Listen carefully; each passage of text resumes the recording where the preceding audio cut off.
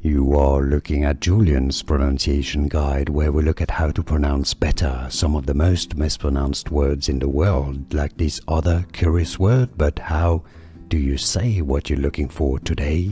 Bonjour, we are looking at how to pronounce the name of this train station located in the south of Paris, I think. We'll be looking at how to say more famous places in Paris as well. Gare, meaning train station. Montparnasse, so the T is silent in the middle. Montparnasse. Gare Montparnasse, so in English, Gare Montparnasse. It's easy, and now you know. More videos for you here to learn more. See you there. Thanks for watching. Here are more videos on how to pronounce more confusing words and names too many mispronounced. Like this video if you found it useful. I appreciate your support. I'll see you soon, and thanks for watching.